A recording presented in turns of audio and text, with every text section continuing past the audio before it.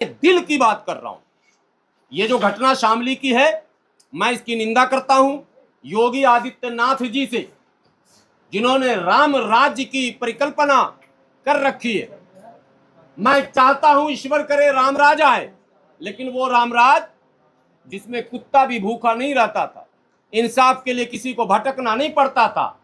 आयुष मलिक चीख चीख कर कह रहा है, अगर फिर भी पुलिस प्रशासन उसको माने थ्रेट कर रहा, फिर भी समाज उसको थ्रेट कर रहा, तो उस पुलिस अफसर पर मुकदमा हो, उस समाज के ठेकेदारों पर मुकदमा हो, ना कि आयुष मलिक को परेशान किया जाए। बल्कि आयुष मलिक की मानसिक प्रताड़ना पर अदालत को भी स्वतः संज्ञान लेना चाहिए, हाई कोर्ट और सुप्रीम कोर्ट को भी स्वतः संज्ञान लेना चाहिए।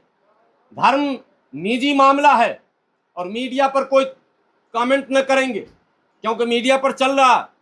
मीडिया पर अगर चांदनी कुरैशी की जगह पे चांदनी राजपूत होती तो बोला घर वापसी हो गई, रोशन बनी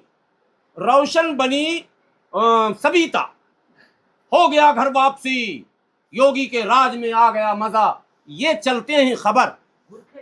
ठीक है, तो ये इसलिए मैं मीडिया पर कोई बात नहीं कर रहा हूं। मीडिया को आप चौथा स्तंभ बोलकर सिर्फ हंस सकते हैं, इससे आगे कुछ नहीं कर सकते हैं। हालांकि मैं अभी 5 बजे से फिर वहीं रहूंगा, चिल्लाने जा रहा हूं, मैं भी जा रहा हूं, ये भी सिस्टम की मजबूरी है, बोलना है। लेकिन वो सब नैरेटिव सेट होता है जो फेक नैरेटिव होता है और किसी के द्वारा दिया गया नैरेटिव होता है। मैं बहुत ही सादगी के साथ भारत का एक नागरिक होने के नाते, मुसलमान समाज का एक बेटा होने के नाते अपनी पीड़ा प्रकट कर रहा हूं, अपना दर्द साझा कर रहा हूं आपसे। और वो दर्द हमारा ये है कि देश में संवैधानिक व्यवस्था पूर्ण रूप से कायम होनी चाहिए, जो कि सरकारें जानबूझकर उस व्यवस्था में व्यवधान डाल रही हैं। कई धर्मगुरु, जो हिंदू धर्मगुरु, उनके लिए चिंता का विषय है, मेरे लिए भी चिंता का विषय होता है जब कोई मुसलमान, जब शिया वक्फ बोर्ड का चेयरमैन सैयद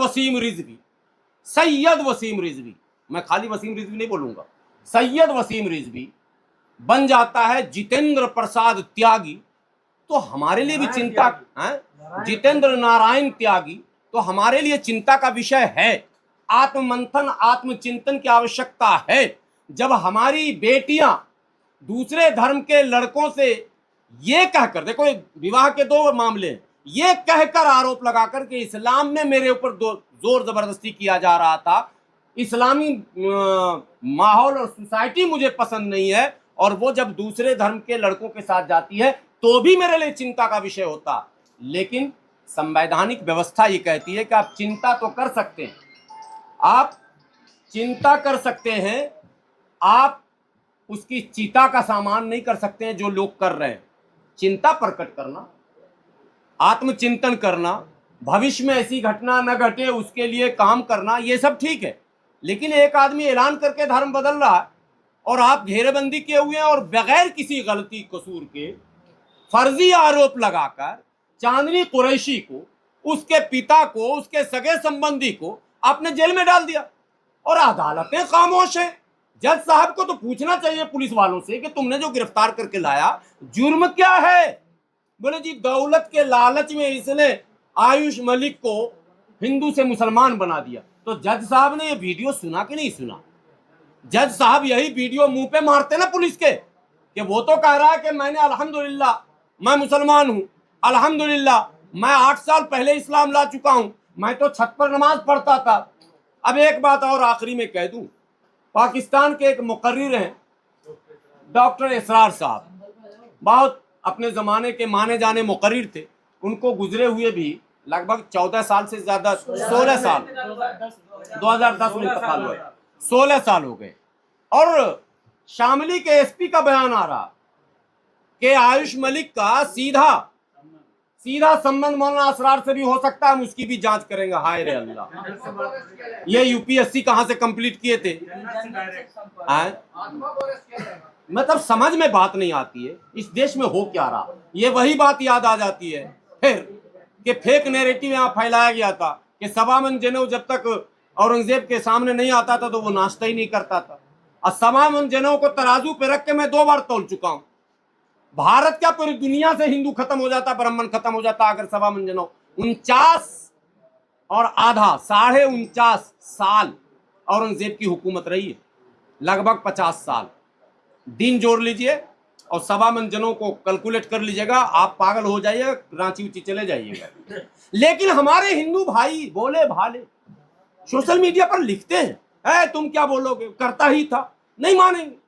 तो ये नहीं मानने वाली जो बीमारी चली है ये भी सही नहीं है।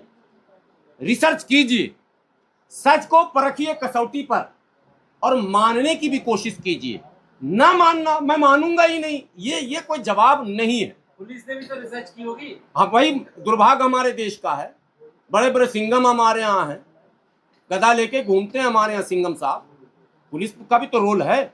ये सब हो रहा सिर्फ इस इंडिया गठबंधन की वजह से। ये निकम्मे इंडिया गठबंधन वाले ये परिवार को बचाने में लगे रहते हैं, इसलिए ये सब कुछ इस देश में हो रहा। अगर इंडिया गठबंधन का कोई भी नेता ईमानदारी से काम कर लेता तो आज ये दिन देखने को नहीं मिलते।